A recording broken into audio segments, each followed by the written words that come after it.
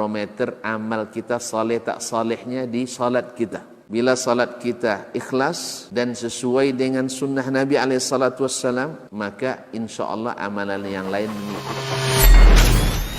Ini aktivitas ini membantu saya di akhirat atau akan menyulitkan saya di akhirat? Kalau seandainya perbuatan itu ternyata akan menyulitkan kita di akhirat kelak, tinggalkan perbuatan itu. Anta ni'mal jund. Kamu adalah sebaik-baik prajurit. Coba lihat. Kamu adalah sebaik-baik prajurit. Maka tujuannya adalah menghancurkan kehidupan rumah tangga. Berbuat syafaat di akhirat nanti. Masih dalam bab kitabul wudu, bab man madmadha min as-sawiqi wa lam yatawaddah.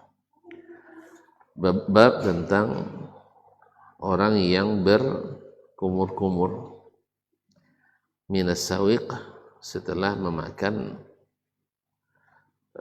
tepung, artinya kue berbahan tepung atau tepungnya, karena sawik itu adalah tepung gandum lalu dibasahi dengan air, dan itu yang dimakan oleh mereka. Kadang-kadang dicampur pula dengan kurma atau selainnya.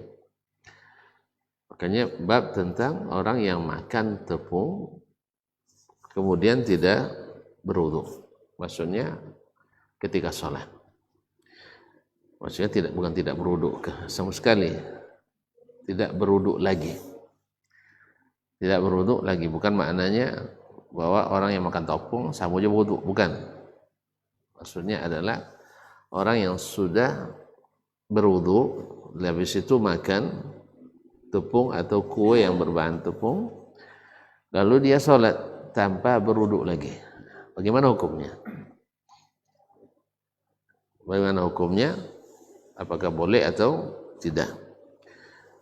Maka Imam Al-Bukhari rahimahullah ta'ala menyebutkan dari tema judulnya menunjukkan bahwa hal itu dibolehkan, ditambah dia menyebut hadis yang juga menjadi dalil bagi yang membolehkan. Qala rahimahullah haddatsana Abdullah ibn Yusuf, telah menceritakan kepada kami Abdullah ibn Yusuf At-Tinnisi Al-Masri, murid Imam Malik. Qala akhbarana Malik, telah menceritakan kepada kami Malik, yaitu Malik ibn Anas ibn Abi Amir Al-Asbahi, adalah imam Darul Hijrah, salah satu dari imam mazhab yang 4, mazhab Al-Maliki. An Yahya ibn Sa'id Al-Ansari, dari Yahya ibn Sa'id Al-Ansari Al-Madani. An Bushair ibn Yasar Maula Bani Harithah, dari Bushair ibn Yasar Maula Bani Harithah, disebut juga dengan Al-Harithi Maulahum.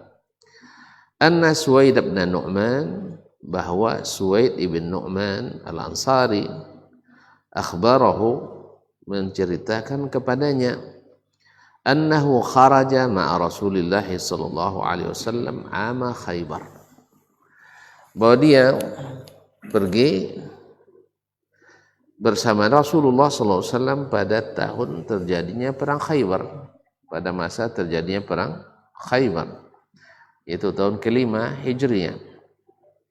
Hatta iza kanu bis sahba, sampai ke suatu tempat yang bernama As-Sahba.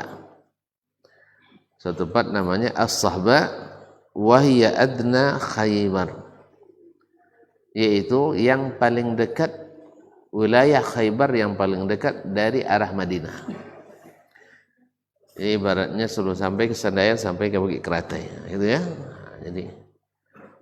Jadi Khaybar, jadi sebelum sampai ke Khaybar itu namanya Sahba dari arah Madinah. Ini yang paling pertama dijumpai di kawasan yang berpenghuni itu. Wahiyya adna Khaybar, yaitu bagian dari Khaybar yang paling dekat ke Madinah. Fasallal asra, lalu Nabi SAW di situ salat asar. dari Madinah pagi sampai di situ sholat asar. Thumma da'a bil azwad. Kemudian Nabi meminta dikumpulkan perbekalan. Jadi semuanya mengeluarkan bekal yang dibawa. Taib, falam yu'ta illa bis sawiq. Tapi tak ada yang bawa bekal kecuali tepung dari gandum. Kecuali tepung gandum, itulah perbekalan mereka. Fa amara bihi fathurriya. Lalu Nabi perintahkan untuk disirami air. Jadi kalau dengan Nabi alaihissalatu wassalam, apa adanya bisa berguna apa saja. Fathurriya, lalu dimasukkan air supaya supaya bisa menjadi adonan. Nah, disiram dengan air. Fa akala Rasulullah sallallahu alaihi wasallam wa akalna. Dari situ Rasulullah sallallahu alaihi wasallam makan dan kami pun ikut makan. Thumma qama ila al-maghrib. Kemudian tidak lama masuk waktu maghrib. Beliau qama ila al-maghrib, tidak mendirikan salat maghrib. Artinya berarti salat asarnya sudah juga di penghujung waktu karena mereka musafir. Famadmada, lalu Nabi alaihissalatu wassalam karena habis makan tepung tadi, dia berkumur-kumur.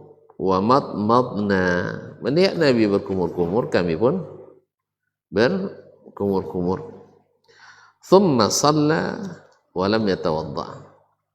Kemudian beliau salat tanpa berwudu lagi. Di mana kita tahu dia sedang berwudu? Tadi baru salat asar. Asar tadi masih berwudu. Iya. Ya, jadi kalau orang nanti memahami berarti kapan wudu? Nah, di zahir hadis saja nampak bahwa beliau tadi baru salat asar. Habis salat asar makan. Habis makan salat maghrib. Berarti wudu masih ada. Wudu masih ada. Hadis ini barakallahu fikum jami'an menunjukkan bahwasanya makan tepung yang tentu saja berbekas di mulut. Ketika kita makan tidak mewajibkan wudu. Kenapa bab ini disebutkan? Karena sebelumnya kan memakan daging. Masih ingat bab kemarin? Memakan daging yang dimasak dengan api. Ya, yang namanya masak pakai api makanya. Nah, masak dengan api. Jadi memakan daging yang dimasak. Kalau daging sudah dimasak, gimana sifatnya? Tidak pernah masak tuh. Daging kalau dimasak, tobi minyak, kan ya? Iya tuh, masak. Coba masak daging. Dalam mau masak daging tuh, daging kalau dimasak, apalagi dibakar, itu akan keluar minyak yang aslinya itu lemaknya. Sah? Nah, minyak sifatnya apa? Lengket di mulut. Lengket di mulut. Nah, lengket di mulut itu mengganggu orang yang orang salat lah. Orang makan tak kena ganggu lah. Memang itu ketujuh deh. Mengganggu orang yang salat. Mengganggu yang dia sendiri yang makan dan juga yang di samping. Kan baun tuh. Kalau lah di mulut orang tak lama baun deh. Kan ya, kalau dari kuali, kalau dari kanca, amat baun bau. Tapi kalau lah lewat mulut orang, tidak lama amat baun. Nah, jadi mengganggu bagi kita, karena yang namanya sisa-sisa makanan itu akan terasa di sela-sela gigi kita, apalagi daging, atau di langit-langit kita, di lidah kita, bahkan di kerongkongan. Nah, Apakah itu membatalkan wudu atau tidak? Atau mesti tidak kita berwudu lagi atau tidak? Di awal dulu Nabi memerintahkan untuk berwudu kalau makan daging yang dimasak. Kenapa yang dimasak yang disebut? Karena tidak ada pula yang makan daging yang mentah. Kan ya? Kalau makan daging matang jadi mau lawak. Makanya disebut daging yang dimasak. Apa ilatnya? Daging dimasak keluar minyaknya. Minyaknya mengganggu kerongkongan kita, mengganggu sela-sela gigi mulut kita. Maka awal dulu Nabi perintahkan untuk berwudu kembali. Yang para ulama menyebutkan ilahnya duduk kembali itu supaya mulut dibersihkan dengan wudu itu. Mulut dibersihkan. Tapi di akhirnya Nabi menasakh itu. Bahwasanya setelah di akhir masa Nabi dalam hadis Jabir bin Abdullah, kana akhiru amrayni min Rasulillah SAW tarkul wudu mimma massatin nar. Yaitu yang terakhir dari dua hukum yang diberlakukan Nabi, yaitu tidak berwudu ketika makan daging yang dimasak. Nah sekarang kalaulah karena mengganggu mulut tadi, diharuskan untuk berwudu atau setidaknya berkumur-kumur. Bagaimana hukumnya dengan yang sejenis itu yang juga lengket di mulut kita? Seperti sawiq tadi, yaitu tepung gandum. Kenapa tepung gandum mereka? Karena tepung tapioka tidak ada pula di situ. Masa itu kan ada anak-anak mobil situ lah, ya kan? Yang ada tepung gandum. Terigu pun tidak jadi ada makan. Tepung terigu, tepung buaya sah. Buaya ada. Tepung apa cile yang orang? Tepung sagu. Juga tidak. Yang ada pada mereka adalah hinta, wasyair, walbur dan seterusnya. Maka mereka makan daging sawiq. Tepung sawiq. Nah, sifatnya sama. Yaitu kalau masuk di mulut akan ada bekas-bekas yang lengket dan mengganggu. Nah, apakah itu sama dengan makan daging hukumnya? Ternyata dalam hadis ini menyamakan, yaitu tidak lagi diwajibkan berwudu, tetapi Nabi berkumur-kumur. Kalau menurut saya, wallahu alam, ya tepung lebih lengket lagi daripada selesai cuma makan misalnya dendeng lombok emang atau dendeng apa sih lah lawannya, dendeng batoko, dendeng kering, mana yang lebih lengket, makan tepung atau makan itu? Untuk lebih dekatnya sagun-sagun. Nah, coba makan sagun, kan itu apa sagun lah, lempane buat lah, tidak pandai buat lah. Nah, sagun. Makan sagun. Kalau yang dijual orang tu punya putu ya. Putu. Tapi putu tidak begitu lengket. Apalagi yang putu yang masih basah. Tapi sagun. Itu kalau dimakan akan memenuhi mulut kita. Nah, gimana solusinya kalau kita habis makan itu? Apakah berwudu lagi atau cukup berkumur-kumur? Imam Bukhari sudah tunjukkan kepada kita bahwasanya Nabi SAW selesai makan sawiq, beliau hanya berkumur-kumur dan tidak berwudu lagi. Dengan demikian dipahami hukumnya sudah sama dengan makan daging tadi, yaitu tidak wajib berwudu kembali. Masuk waktu. Kita azan dulu, nanti lepas azan kita sambung.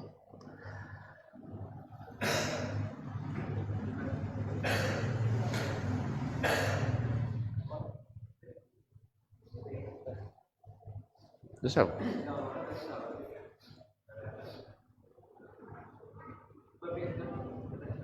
Hah? Oh, ikan. Masya Allah. Paling lewat.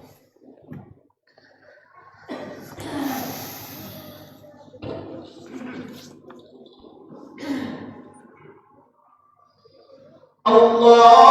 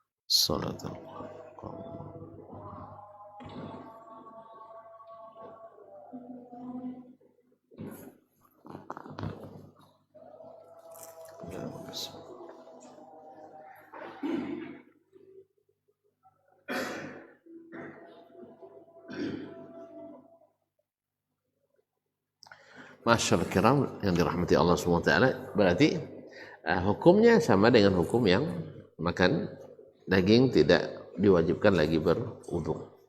Dan masalah makan daging sudah selesai pada pertemuan sebelum ini, bahwasanya hadis tentang keduanya yang mewajibkan yang tidak mewajibkan sangat kuat khilafnya, tapi ditarjih dengan amalan al-khulafa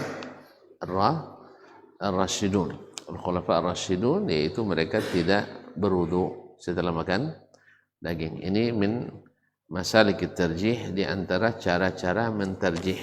Dan itu pula yang disebutkan oleh Imam Asy-Syafi'i rahimahullah ta'ala dalam kitabnya Ar-Risalah. Ketika suatu masalah itu khilaf dan masing-masing merupakan hadis dari Nabi SAW, dipahami dari keduanya sama kuatnya, maka dilihat bagaimana amalnya al-khulafa ar-rasyidin. Karena Nabi SAW memerintahkan itu.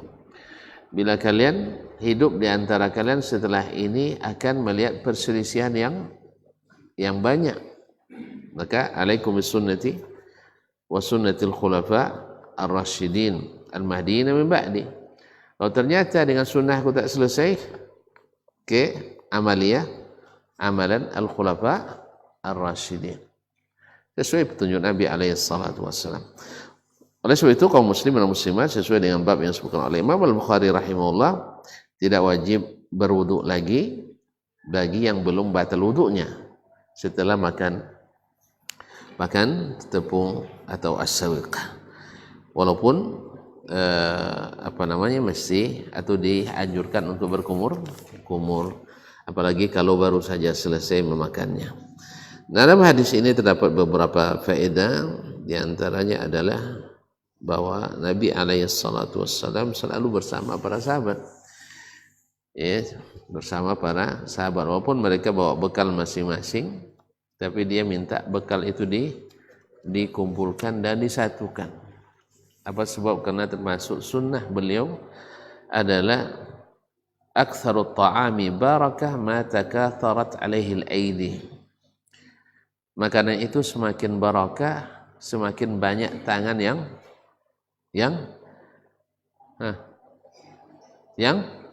menyentuhnya, tangan yang mengambilnya. Semakin barakah, semakin banyak orang memakannya, semakin diberkahi oleh Allah SWT. Yang kedua, menunjukkan kebersamaan, khususnya bagi yang tidak membawa bekal.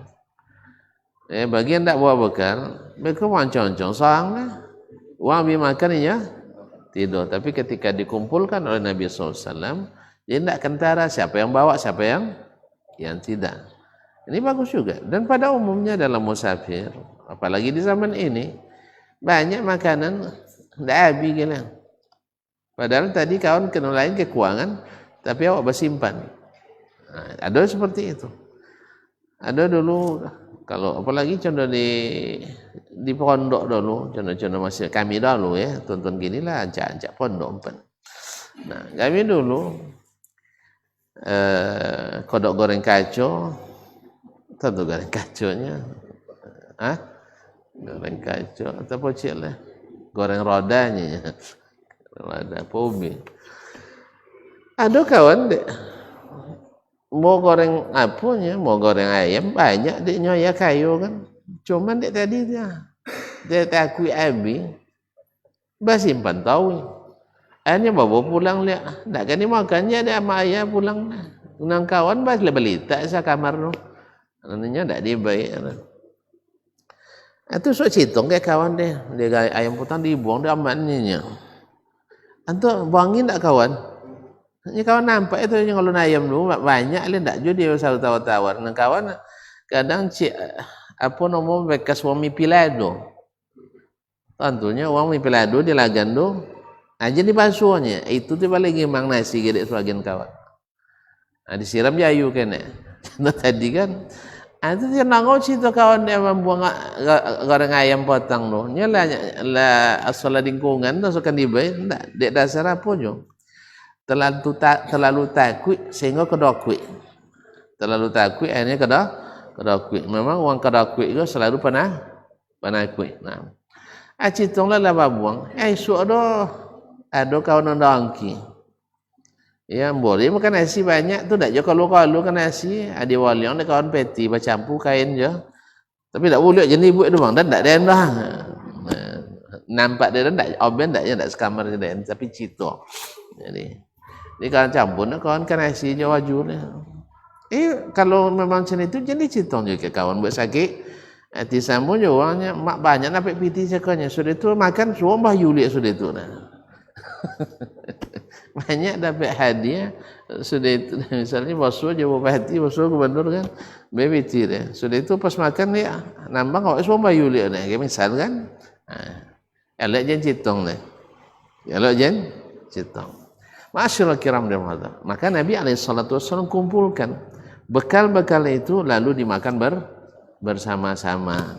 Sehingga yang tak bawa bekal tak masuk sedi, Yang berlebih pun tak kekurangan. Sebab ta'amu wahidin yakfil isnain. Makanan satu orang tu cukup untuk berdua.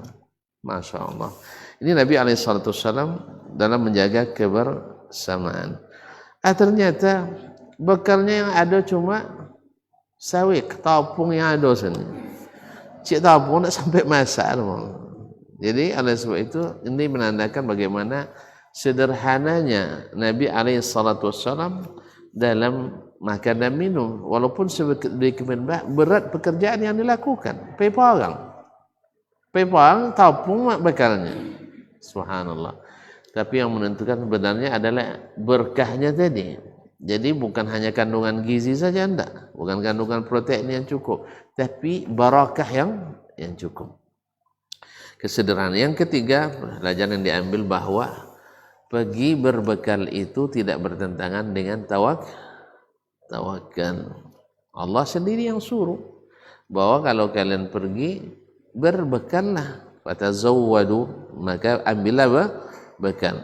Walaupun wa khairuz zadi taqwa, sekalipun yang bekal yang terbaik itu adalah takwa. Jadi kalau kita berjalan, musafir, pergi haji, pergi umrah, pergi cari makan, jangan soalnya tinggal dan tawakalnya. Sudah itu sampai di tampik bekojo tak tolak mangkik lah. Itu enggak bawa bekal. Apalagi kalau orang pemai dulu, terkenal buku nasi tukang air. Jadi tak kanang mana? Upio nelawe itu tu buku nasi. Upio tu upionya. Ancak tampik tu ndak basi nasi dia lah. Nasinya ndak ikan basi dia lah. Ndak ikan basi dia. Ndak simpan apa labio kalau pemai. Dua kojo nampak lang apa pano nalewa makan mai cik. Menggumbo batu. Nah, mai cik menggumbo batu. Nah, pergi membawa bekal itu tidak bertentangan dengan tawakal pada Allah SWT. Sebagian orang tidak. Saya pergi aja tawakal aja kepada Allah SWT. Jadi ada cerita wawang apa kan? Wawang lemu kan. Kau ikutnya menceritakan langsung. Nya nuntui kan terekat. Sudah itu sejak lah sama-sama soti apa silar lah sama tahan namanya dia daerah apa teman dekat sekitar Padang Panjang tu. Jadi bersepakatnya dari Padang Panjang lepai ke Padang. Jangan apa nomor nyinya ciaga ndak makan pun tetap konyang. Nang kawan jaga lope jago nyai dia makan yang konyang. Lah sepakat dulu ndak makan kampai kan. Nya mau jilemu mah lancaknya lah mantap, lah mangkui lah mandraguna bonto.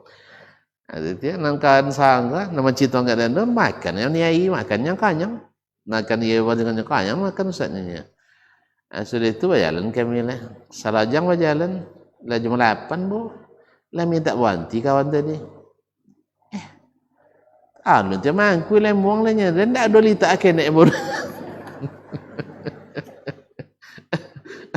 Ndak amunya banjirannya jalan tahu lah jam 10 lama. Ndak salah jinnya. Itu cuma tapi yang dekat depan guru lah mantapnya lemonnya dan insyaallah sampai saat jam 2 masih tahan bunyinya. Apa ndak kan tahan bola sampai mukai tahan lah makan yai tadi. Itu dia banyak. Jadi orang cerita itu banyak ceduto tuan-tuan. Banyak duto nah. Nya agama untuk nak untuk jadi awak sakti. Wali itu tak mesti punya keramat noh. Nya wali itu syarat tak payah di Allah Taala ada orang yang beriman dan selalu bertakwa. Tak ada syarat mesti ada keramat nah. Tak ada syarat mesti apalagi mesti gilo lo dak ada. Nah, tak ada syarat-syarat tu. Cuman awak ke kodok nengok sinetron. Jadi kalau ada pandai melakon langsung diangkat jadi wali. Masya Allah tu belalak motor ni dengan Nabi nya. Belalak motor ni dengan Nabi. Itu nanti yang sinetron pandai berdrama. Ya. Siapa nonton tu maksudnya dengan Nabi? Nabi sallallahu ti air maksudnya Nabi alaihi salatu wasalam. Dia tengok pengamalan terhadap sunnah jauh sekali. Nah, no kan tiai basuh Nabi. Allah musta'an. Begitu loh sama. Jadi lalanya lah makan nyai kawan. Lui aja tak makan. Nah, sudah itu litak kesan tak mangkui lemu. Tak mangkui lemu. Nah, artinya akibat salah tafsir yang tawakal tadi. Amulah tawakal berdasarkan lemu yang dituntut, ndak pun makan tetap kenyang. Ndak, awak tetap tawakal, makan dahulu pasti insyaallah kenyang. Itu yang tawakal itu. Ya, makanya kalau dibaca ayat hadis tentang tawakal tuh kan seekor burung ngaponya. Nah, kan hadisnya kalau kalian betul-betul tawakal kepada Allah, pasti kalian akan diberi makan olehnya. Seperti burung keluar pagi, pulang dalam keadaan lapar, pulang sore dalam keadaan kenyang. Ngaponya? Nanti ya disangkau dah, nanti ya dia apa dah? Disang? Enggak. Pai bajojang. Ngaponya? Mencari makanan. Antu kenyang malah. Cen itu je seharusnya kita tawakal itu ambil sebab-sebabnya. Kalau nak kenyang, bawa makanan. Kan ya? Kalau awi, nak hilang awi, bawa minuman. Kalau nak jen ponek bono, bawa kendaraan. Kalau sakit, bawa bobek. Kriya. Itu yang tawakal itu. Itu semua yang dimaksud dengan tawakal. Bukan meninggalkan segala sebab. Artinya kawan ditinggal sebabnya. Nah, sang dibuat sebab. Siapa yang tawakal? Namakan nyai tadi itu. Namakan nyai tadi. Naikkan lah. Lah nasi asam lambungnya. Jadi kalau sabu ini sana makan. Sana makan. Jadi kaum muslimin dan muslimat dirahmati Allah SWT. Jadi jangan kita sampai salah dalam menafsirkan. Falam yu'ta'il kemudian Rasulullah sallallahu alaihi wasallam adalah orang yang tawadu, bisa makan bersama Nabi alaihi salatu bersama para sahabat. Dia tidak beda-beda apa mereka. Dia sama selalu bersama Nabi alaihi salatu bersama para sahabat radhiyallahu taala anhum ajma'in. Taib. Kemudian hadis yang kedua dalam bab ini, qala al-Imam Al-Bukhari rahimahullah, hadatsana Asbagh Ibnu Al-Faraj, Asbagh Ibnu Al-Faraj, lanjut ke bang, Ibn Amir Al-Misri Al-Maliki, adalah salah seorang ulama besar fikih Maliki di Mesir. Ya, masih dekat dengan Imam Malik. Nah, qala akhbarana Ibnu Wahab. Gurunya siapa? Murid Imam Malik langsung. Yaitu seorang faqih dan seorang muhaddis, yaitu Abdullah ibn Wahab Al-Qurashi, Abu Muhammad Al-Misri. Dia yang mewariskan ilmu fikihnya Imam Malik kepada Asbagh Ibnu Al-Faraj tadi. Kaum muslimin dan muslimat dirahmati Allah. Qala akhbarani Amrun, telah menceritakan kepadaku Amr, yaitu Amr bin Al-Harith Al-Misri. Amr bin Al-Harith Al-Misri. An Bukair, dari Bukair, yaitu Bukair bin Abdullah ibn Al-Ashaj Al-Misri. An Quraib, dari Quraib, ini Quraib adalah maula Abdullah bin Abbas. Quraib maula Ibnu Abdullah bin Abbas, artinya hamba sahaya yang dimerdekakannya, kemudian menjadi murid setianya, Quraib maula bin Abbas. An Maimunah, dari Maimunah. Maimunah siapa? Istri Nabi, bibinya Abdullah bin Abbas. Maka Quraib adalah maula Abdullah bin Abbas. Paham ya? Maulanya berarti dekat dengan istri Nabi alaihi salatu wassalam Maimunah, karena Maimunah itu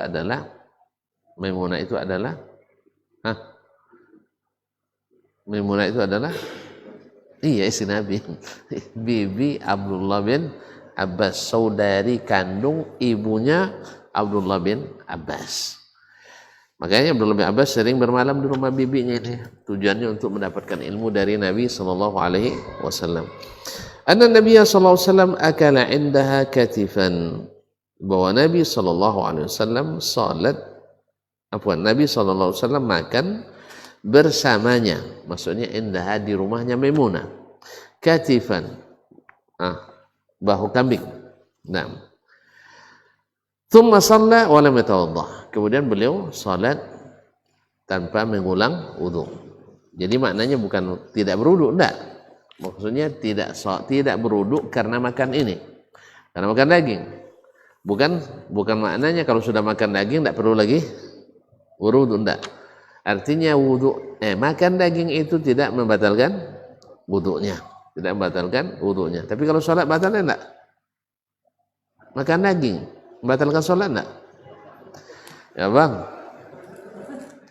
abang tengah sholat, Allahu Akbar, datang fried chicken, makan lunya, batal. Itulah membatalkan sholat tapi tidak membatalkan wudu.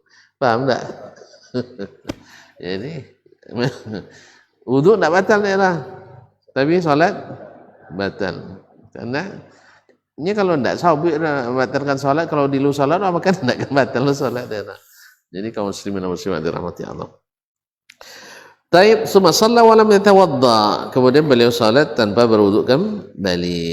Nah, apa munasabahnya hadis ini dengan bab tadi? Bab tentang berkumur-kumur selesai makan tepung dan tidak mengulang wudu lagi. Ini balik lagi ke masalah makan daging. Tadi di awal sudah kita sebutkan. Karena masalah asal dalam masalah ini adalah makan daging. Maka dikuatkan lagi hadis sawiq ini oleh Imam Al-Bukhari dengan kembali meriwayatkan hadis tentang makan daging. Bahwa hukum keduanya, sawiq yang begitu lekat yang begitu lekat ke mulut, ke gigi, nah tidak wajib wudu. Demikian juga dengan daging tadi. Seolah-olah Imam Al-Bukhari rahimahullah, mana yang lebih mengganggu gigi kita, mulut kita setelah makan sawiq daripada memakan daging. Jadi di sini beliau memakai juga qiyas aula. Kalaulah memakan sawiq saja tidak mesti berwudu kembali, apalagi memakan daging. Ini sekedar untuk menguatkan, memakai qiyas aula di sini, qiyas yang lebih tinggi. Sebab di bab sebelumnya sudah dibahasnya masalah itu. Cuman dimasukkan di sini untuk menguatkan kembali bahwa kalaulah kalaulah sawiq atau tepung tadi yang banyak yang bisa lengket di mulut kita, di gigi kita, di geram kita, di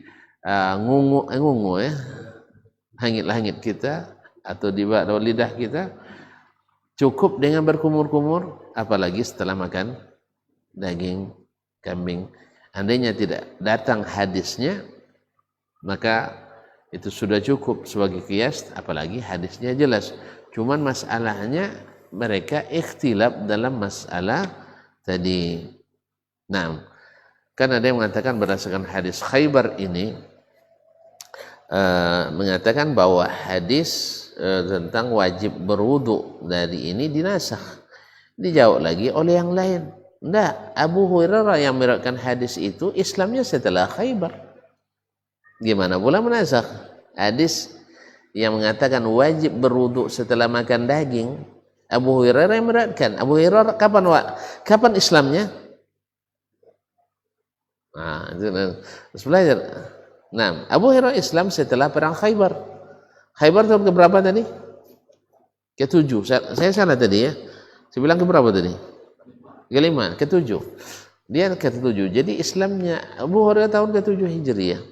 Ke-7 Hijriah, sampai-sampai orang orientalis dan kaum munafikin protes sama Abu Hurairah. Masa iya Islamnya terlambat tapi hafalannya banyak? Nah, gimana? Bisa Bang jawab enggak? Islam lambe, hafalan banyak. Bapak corong jawabnya. Hah? Tengok apa nan baca toro, mana tua pada anak awak. Hah? Misalnya lah profesor doktor ya kan. Bapak umum profnya 68 misalkan. Anak dan 8 tahun ya. Mana ndak lu prof baca Quran padanya. Umur 68. Mana ndak lu baca Quran pada umur 8 tahun? Kalau orang Islam tentu tak dulu umur 68 kecuali yang tidak Islam. Ya. Contohnya mana banyak hafalan prop dengan hafalan anakmu? Paham ya? Ilai. Nah, ini cakapnya Abu Hurairah kemudian masuk Islam. Kan ya? Abu Bakar sejak tahun pertama lah kenabian. Ini tahun ke-7 Hijriah, bau. 3 boleh tambah 7 berapa tahun? 20 tahun. 20 tahun dahulu Abu Bakar masuk Islam lah. Banyaklah Abu Hurairah meriwayatkan hadis pada Abu Bakar lah. Apa maknanya?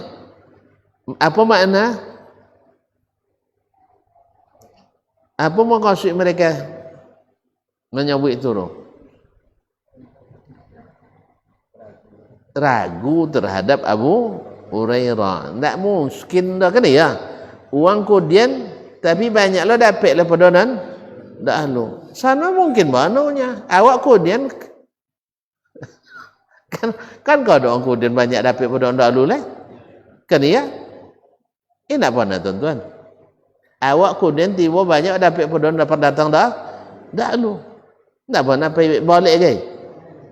Apa balik? Tak pernah. Mula tu dikit-dikit orang tu gaya takut nak cukup makanan. Nya kawan memang dosa hampir ambil gaya kan. Kan ya? Ambil 3 sudah tu tak makan daerah. Hanya kalau nak ngenek dia. Pas awak tiba awak kemudian antu serpi bau bukan? Nah, misal itu. Mana banyak dapat pedang dahulu tadi? Hanya kemudian biasa. Cuman masalah hafalannya saya kata aku apa dia banyaklah hafalannya. Awak sabut dia doang dek Nabi nak caya doa dia tak caya doa baik jar kan. Tapi waktu itu bendanya nya main akal-akalan akal-akalilanya. Mana tua profesor pada anak Dayan umur 8 tahun. Apanya nya kaci? Itu anak lah. Tua profesor le. Mana ndak lu profesor Islam? Kayalah Islam. Mana dah lu? Dalunya Islamnya kan masalah kan Islam diragun tadi. Dalu Bakar Islam daripada Abu Hurairah. Masa Abu Hurairah lebih banyak hadis diriwayatkan daripada Abu Bakar. Jadi tanya hafalannya. Mana banyak hafalan Pak Profesor dengan hafalan anak ambo yang 8 tahun? Hah? Mana banyak? Banyak anak-anak. Profesor juz 30 lah taklah lancar lah. Anak awak lah hafal juz 30 juz. Apa 30 juz ya? Tidak nak ikut nak lain. Ikut nak biar suak bininya. Nah, kau dulu lah. Jadi yang abangnya dulu umur 8 tahun hafal dia 25 juz. Je. Nah, akhirnya kaum muslimin dan muslimat dirahmati Allah Subhanahu wa taala. Jadi tidak ada hubungannya dahulu dengan kemudian. Tapi siapa yang diberikan kelebihan itulah yang dapat. Kini di antara kita dengan murid-murid kita. Awak je murid awak. Ada tak murid lebih banyak hafalan daripada kita? Banyak. Banyak. Mana dah lu belajar awak padanya? Dah lu belajar. Kalau lu guru malal, kau nak inyo jadi guru awak. Nah, tapi apa sebab Allah berikan kelebihan pada mereka? Jadi tidak ada alasan untuk menolak hadis Abu Hurairah radhiyallahu taala anhu. Nah, kembali ke masalah tadi. Nah, gimana cara mengumpulkan hadis-hadis yang seorang bertolak tadi?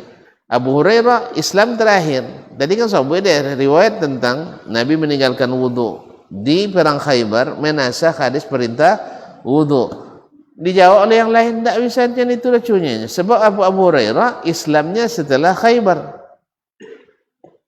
Setelah Khaybar, ini berarti tetap wajib berwuduk setelah makan daging yang ini masak. Dan sampai Nabi wafat pun boleh berfatwa mewajibkan. Nah, itu kan itu ya. Makanya masalah nasakh sulit untuk dijadikan sebagai penguat.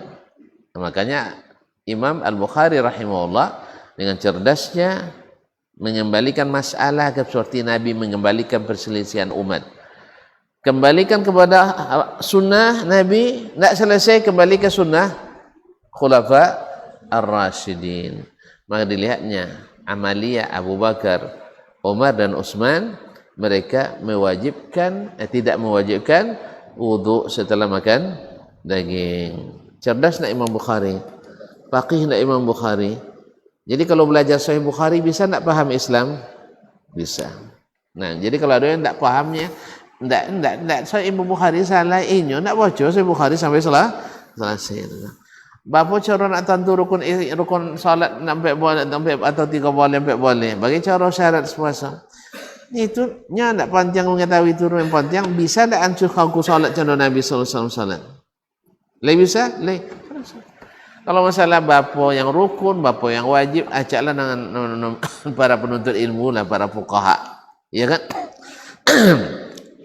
Atau selesai salat, pada metong tak? Le selesai rukun sodo tadi, le betong tak? Kada lah. Yang penting le topik salat dan tadi kan itu bertanya. Kan ya? Pertama rakaat cukup enggak? Waktu topik enggak? Kan ya? Babu itu. Enggak usah nanya-nanya bapa rukun tadi ni. Apa sujud enggak ada. Enggak perlu tahu itu, enggak perlu dah untuk beramal. Tapi kalau untuk menanya atau ditanya, Ustaz, dan tadi dan rukuk dah Ustaz di rakaat ketiganya, apa cara? Kan nak tanya ke orang awam tanya doang dah. Pasti tanya ke Ustaz. Kalau nak jadi Ustaz, abang belajar belajar fikih yang ditulis oleh para fuqaha. Tapi kalau untuk mengajarkan Islam, hadis sudah sangat cukup. Ini ada sebagian tidak kan bisa paham agama kalau pakai hadis ada jinya. Acaklah haji tak paham, kami paham. Kami paham. Akan pahamnya? Ile pahamnya? Kalau tak paham ulang dia. Boleh angkat fikirlah, tak pakai hadis sebab lah. Jelas? Faham tak? Bahwasanya selesai makan roti yang berbahan tepung, lalu uang qamat, apa pakai? Kumur. Selesai. Iya tak? Tapi kalau seandainya dan berwuduk balik, boleh tak? Boleh, alhamdulillah. Sebab Nabi juga pernah berwuduk setelah makan itu. Tak ada salah kan? Tapi kalau tanya apa hukum wuduk dan tadi, tanya lo ke Ustaz Mufti. Tanya Mufti kan? Jadi Mufti tak banyak seorang kisah negara. Mufti tak banyak. Tapi kalau untuk menerapkan ajaran Nabi SAW, hadislah tempat kita kembali. Jelas? Alhamdulillah. Kalau jolek, buat oleh. Sampai di sini dulu. Mudah-mudahan. Lalu itu jalan lah sih.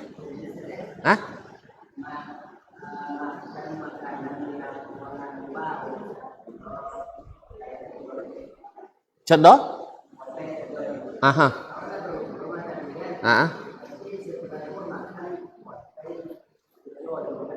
Iya. Tidak cukup kamu harus bersiwak umurnya. Harus bersiwak. Termasuk okok ke? Termasuk okok ke? Lebih lah. Ini kadang-kadang sampai di pintu tu pada makok deh. Kini kalau dahulu enggak. Sampai dalam masih mokok. Nyada salat tahiyat lah. Langsung cek asbak dah. Duduk di tiang paling belakang. Nah, ada kan wangi wasus dia setu, tak ada wanginya. Cik Buya sebelum naik mimbar lah mokok je. Buya mati mokok. Kadang di tiang mimbar dia mati mokok. Jalan. Mana parah bondoyan tu mau mokok nah. Asyik? Samunya kan? Tak parokok lah. Parokok lah. Jayang tak habis selalu makan lah. Okok sesangok ni.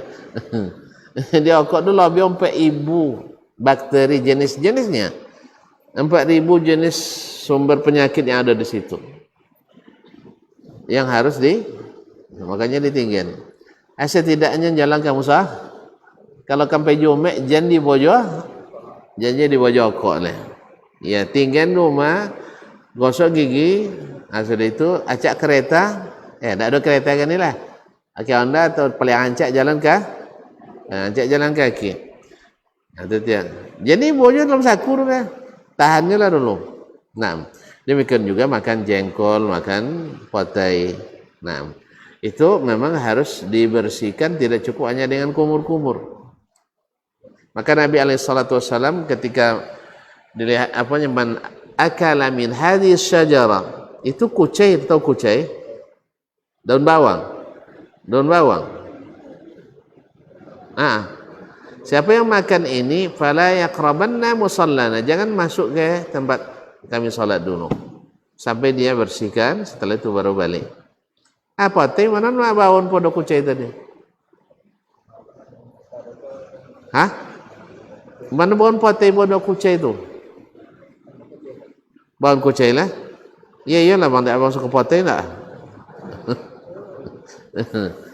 Taib. Intinya segala sesuatu yang mengganggu bau dan menyakiti orang salat, malaikat tersakiti. Inna al-malaika tata'azza mimma yata'azza minhu banu Adam, kata Nabi SAW. Sesungguhnya malaikat terganggu oleh segala sesuatu yang mengganggu anak Adam alaihissalam. Jelas? Nah, jadi kalau nak makan potai, sudah jumek je lah. Sudah jumek. Iya. Jalannya. Dia suka tidak potai, tapi puasa 20 tahun lagi puasa makannya. Dia tadi itu. Nya doang sondo potai sampai orang tengah salat. Dia tir yang kat cari kalau gak kelawat sondo potainya nanti. Nanti enggak apa. Selama-lama lah.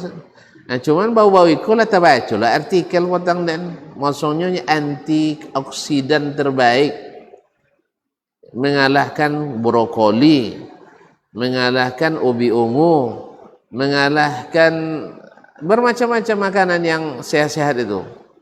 Potai, joyong nomor 1. Iya, kan booming joyong potang mah. Sampai di Jakarta 1.000 sekilo. Gara-gara artikel tu. Mulai kau ya iman kena. Nah, ini. Mulai lo makan joyong li sekali. Tapi kalau ndak bosan, antonyong. Tapi kalau didang doang dan makan dengan syarat lah sudah selesai sodo salat. Pahamnya? Misalnya selesai zuhur kan asal jauh boleh kan? Tapi kalau misalnya perjalanan ndak sampai gosok gigi beko ndak makan nah. Tahan dulu.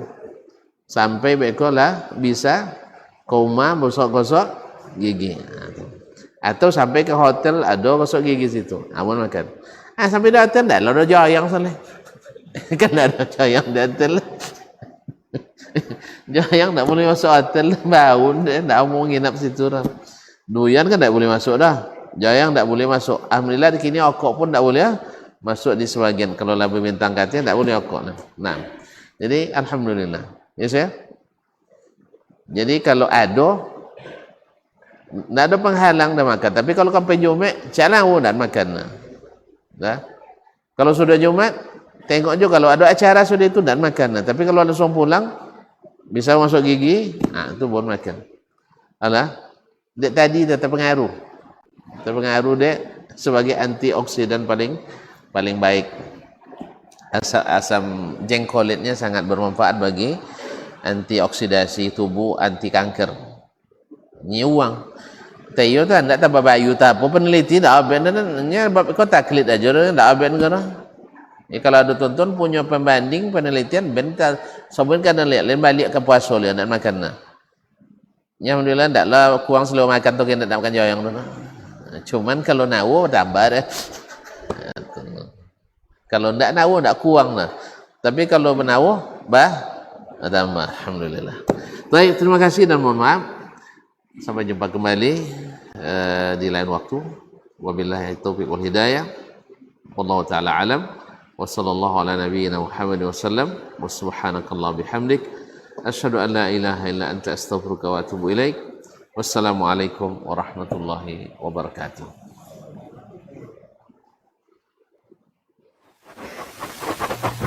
Barometer amal kita saleh tak salehnya di salat kita. Bila salat kita ikhlas dan sesuai dengan sunnah Nabi SAW, maka insyaAllah amalan yang lain. Ini aktivitas ini membantu saya di akhirat atau akan menyulitkan saya di akhirat. Kalau seandainya perbuatan itu ternyata akan menyulitkan kita di akhirat kelak, tinggal adalah sebaik-baik prajurit. Coba lihat. Kamu adalah sebaik-baik prajurit. Maka tujuannya adalah menghancurkan kehidupan rumah tangga.